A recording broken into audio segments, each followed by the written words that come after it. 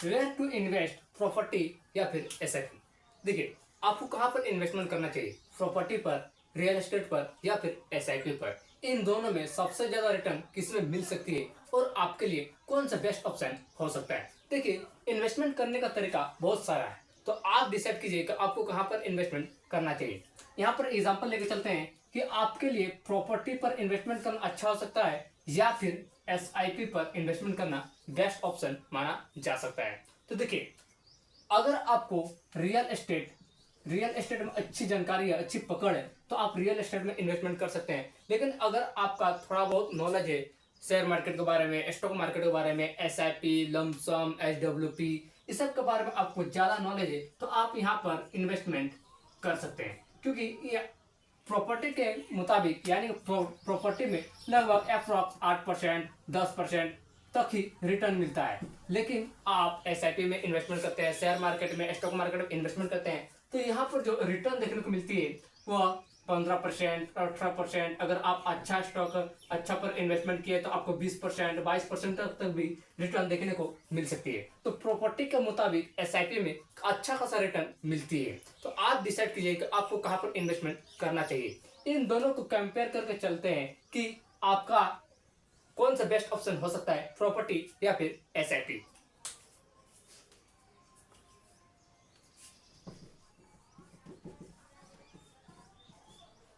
Property और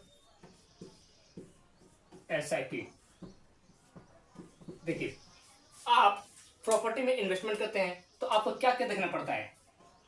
देखिए जैसे प्लेस, मार्केट प्लेस है या फिर नहीं, इस जगह पर क्या क्या सुविधा है, जैसे इलेक्ट्रिसिटी, वाटर, रोड, या जमीन क्या है, सरकारी है या फिर नहीं, इसका पेपर अवेलेबल है कि नहीं, ये सब आपको देखना पड़ता है। तब जाके आप प्रॉपर्टी को बाय करते हैं। ठीक है, उसके बाद भी आप प्रॉपर्टी बाय करते हैं तो आपको 15 दिन, 20 दिन, 1 महीना तक भी से ज्यादा लग सकता है। और इससे एक रेयर केस होता है कि अगर आपका प्रॉपर्टी का पेपर ओके नहीं है तो आपका आगे चल के प्रॉब्लम भी हो सकता है। तो ये हो गया प्रॉपर्टी का प्रॉफिट एंड नुकसान। ठीक है, तो ये हो गया आपका नुकसान। प्रॉपर्टी आप बाय करते हैं तो यह जो आपको रिटर्न मिलती है वो 10 साल, 15 साल, 20 साल के बाद आपको डबल देखने को मिलती है। वो भी डिपेंड करते हैं कि आपका जगह कहाँ पर है, आप किस जगह पर प्रॉपर्टी लिए हैं, उसमें सुविधा कैसा है, वहां पर रोड की अवेलेबल है कि नहीं,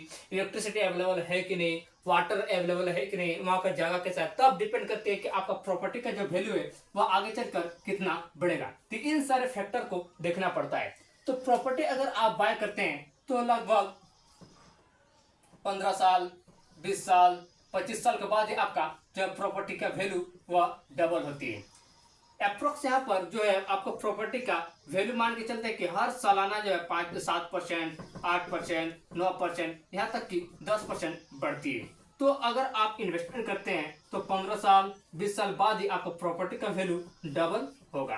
तो ये हो गया प्रॉपर्टी अगर आप बाय करने जाते हैं तो इन सारे फैक्टर को देखना पड़ता है कि प्रॉपर्टी का जो है पेपर अवेलेबल है कि नहीं, प्रॉपर्टी किस जगह पर है, कहाँ पर आप रियल एस्टेट ले रहे हैं, कहाँ पर आप इन्वेस्टमेंट कर रहे हैं। इन सारे उपलब्ध देखने के बाद, उन सारी जगहों को रिसर्च करने के बाद आप अगर बाय करते हैं तब आप प्रॉपर्टी पर अच्छा इन्वेस्टमेंट करेंगे और आपका लॉन्ग टर्म अच्छा रिटर्न देखने को मिल जाती है।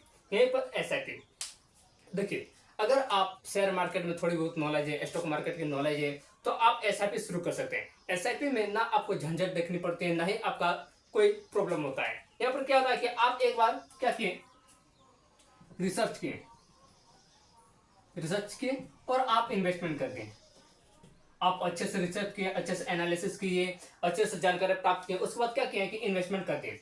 तो यहाँ जो है आप इन्वेस्टमेंट कर दिए, आपका कोई भी झंझट नहीं है। आपका जैसे जैसे उस कंपनी का जो ग्रोथ बढ़ेगी उस हिसाब से आपका एसआईपी का जो पैसा हुआ धीरे धीरे बढ़ते जाएगी। तो यहाँ पर आप एक बार इन्वेस्टमेंट करिए, आपको कोई भी झंझट नहीं होती है। इसमें क्या होता है कि आप जब चाहे तब आप अपना पैसा को विड्रॉल कर सकते हैं। जब चाहे तब अपने पैसा क्या कर सकते हैं, विड्रॉल कर सकते हैं। यहाँ जो है सेबी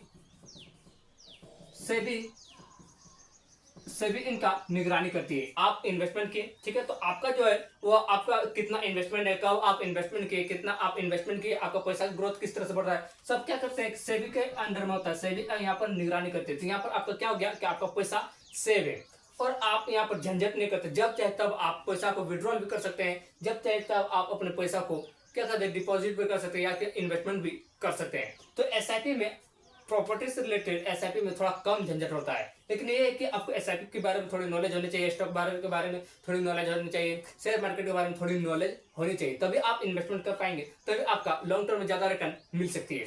तो देखिए ये हो गया आपका प्रॉफिट और लॉस, ठीक है।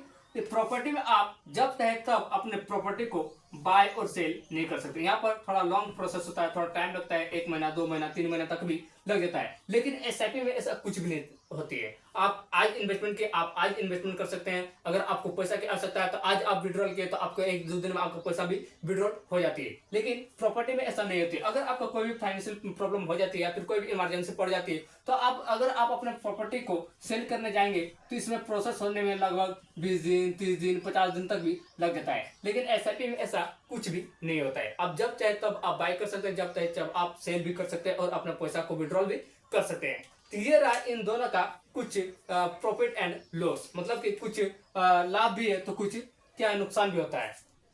तो इन दोनों में आपको कहां पर इन्वेस्टमेंट करना चाहिए आप डिसाइड कीजिए कि आपको कहां पर इन्वेस्टमेंट करनी चाहिए और आपसे कहां पर इन्वेस्टमेंट किया जा सकता है जिससे आपको अच्छी नॉलेज हो। आइए प्रॉपर्टी और एसआईपी में एक एग्जांपल लेकर समझते हैं कि अगर आप एक्स अमाउंट इन्वेस्टमेंट करते हैं, यानी कि अगर आपका एक मोटा अमाउंट इन्वेस्टमेंट करते हैं तो प्रॉपर्टी में कितना रिटर्न दे सकती है और एसआईपी में आपको कितना रिटर्न निकाल के दे सकती है।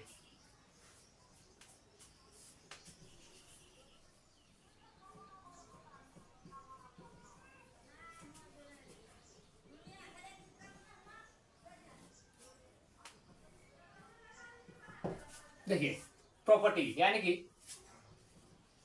रियल एस्टेट, ठीक है।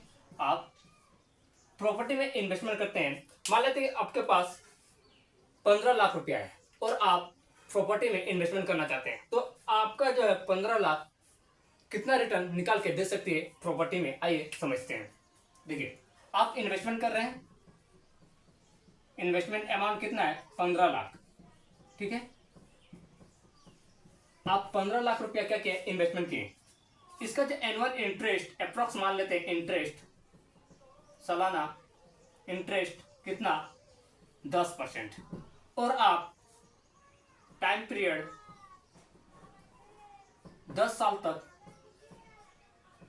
तक क्या करते हैं प्रॉपर्टी को बाय करके होल्ड करके रखते हैं, मतलब खरीद लिए आप प्रॉपर्टी को और रोक के रखे हैं, ठीक है। तो आपका टोटल इन्वेस्टमेंट कितना हो गया, टोटल इन्वेस्टमेंट आपका हो गया कितना 15 लाख। अब 15 लाख में क्या किया प्रॉपर्टी को बाय किए थे, ठीक है, और 10 साल में आपका 10% के हिसाब से रिटर्न मिला, इंटरेस्ट वो मिला है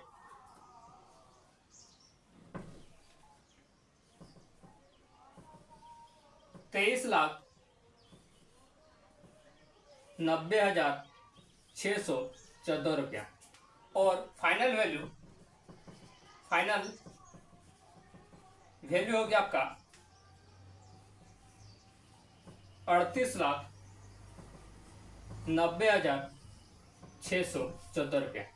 मतलब कि आप प्रॉपर्टी में 15 लाख रुपया इन्वेस्टमेंट किए, ठीक है, और प्रॉपर्टी का वैल्यू डिपेंड करती है कि आप कहां पर प्रॉपर्टी को बाय किए हैं, कहां पर आप अपने रियल एस्टेट को बाय किए हैं, वहां पर जगह कैसा है, वहां पर इलेक्ट्रिसिटी अवेलेबल है कि नहीं, वाटर सिटी अवेलेबल है कि नहीं, वहां का रोड कैसी है, वहां का वातावरण कैसा है, नेचर कैसा है, ये सब डिपेंड करने के बाद ही डिसाइड करते हैं कि आपका प्रॉपर्टी की वैल्यू किस रफ्तार से ग्रोथ करेगी। तो यहाँ पर अप्रॉक्स मान लेते हैं कि 10% के हिसाब से आपका प्रॉपर्टी की जो वैल्यू है वो सालाना ग्रोथ करती है, ठीक है। तो 15 लाख रुपया में आप क्या किए कि प्रॉपर्टी को क्या किए खरीद लिए, आप किसी भी घर को खरीद लिए, रियल एस्टेट में या फिर कोई जमीन खरीद लिए, कोई भी प्रॉपर्टी फ्लैट वगैरह खरीद लिए 15 लाख में, ठीक है। तो और यहाँ पर एनुअल इंटरेस्ट मान लेते 10% और आप 10 साल तक होल्ड करके रखते हैं प्रॉपर्टी को, या फिर आप कोई फ्लैट लिए जमीन लिए तो उसे आप 10 साल तक होल्ड कर रखते हैं, तो आपका टोटल इन्वेस्टमेंट अमाउंट कितना हो गया 15 लाख रुपया। और 10% के हिसाब से 10 साल में आपका जो प्रॉपर्टी का वैल्यू बढ़ा वो है 23,90,614 और फाइनल वैल्यू बढ़ के हो गया आपका 38,90,614 रुपया। मतलब कि आप 15 लाख रुपया इन्वेस्टमेंट किए, 10% के हिसाब से आपका 10 साल में रिटर्न मिला, प्रॉपर्टी का जो वैल्यू हुआ वह 38,90,614 रुपया, यानी कि 15 दिन 30 आपका क्या हुआ, 1.5 गुना रिटर्न मिला। आपका रिटर्न जो है वह 1.5 गुना मिला प्रॉपर्टी पर। प्रॉपर्टी का जो वैल्यू आपका कितना हुआ, 1.5 गुना आपका रिटर्न मिला, वो भी 10 साल बाद।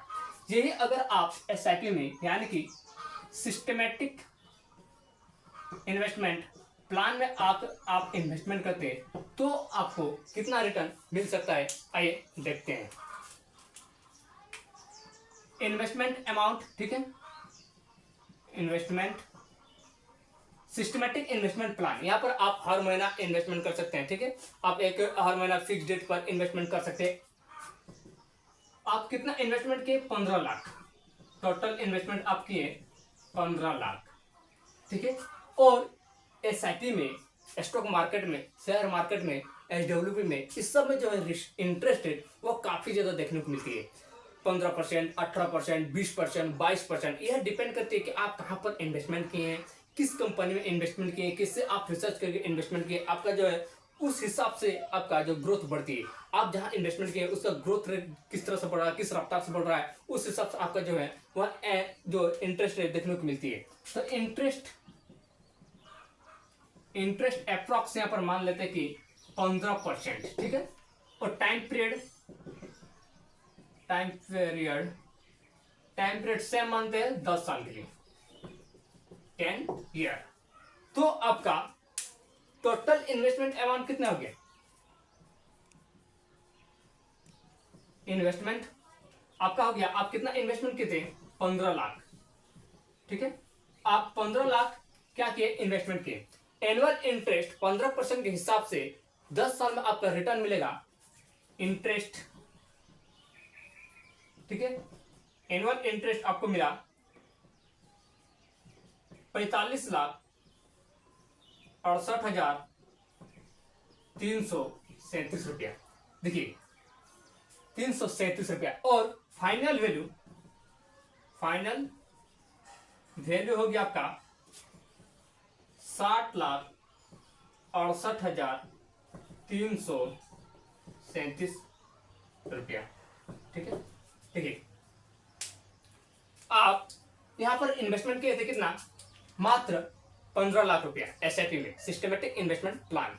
एनुअल इंटरेस्ट यहां पर अप्रोक्स मान के चलते हैं 15%, टाइम पीरियड 10 साल के लिए सेम। आप इन्वेस्टमेंट के टोटल इन्वेस्टमेंट अमाउंट हुआ आपका 15 लाख और 15% के हिसाब से 10 साल में आपका जो रिटर्न बना वो है 45,68,337 रुपया। और 10 साल बाद 15% के हिसाब से 15 लाख का रिटर्न बना वह है 60,68,337 रुपया, यानी कि आपका जो रिटर्न बना वह है 4 गुना। और आपको यहाँ पर रिटर्न कितना बना था, 1.5 गुना। टाइम पीरियड कितना है, 10 साल यहाँ भी है और 10 साल यहाँ भी है। अमाउंट 15 लाख, प्रॉपर्टी में भी आप इन्वेस्टमेंट किए थे या फिर आप 15 लाख एसआईपी में इन्वेस्टमेंट करते हैं तो आपका रिटर्न जो है वह काफी ज्यादा देखने को मिलती है। तो यहाँ डिपेंड करती है, देखिए प्रॉपर्टी का जो इंटरेस्ट है यानी प्रॉपर्टी का जो वैल्यू है वह धीरे धीरे ग्रोथ करती है। लेकिन एसआईपी में अगर आप इन्वेस्टमेंट करते हैं तो यह मार्केट पर डिपेंड करती है कि मार्केट किस तरह से परफॉर्मेंस कर रही है, उस हिसाब से यहाँ पर रिटर्न देखने को मिलती है। तो यहाँ जो एनुअल इंटरेस्ट यहाँ पर 15%, 18%, 22% तक जाती है। तो यह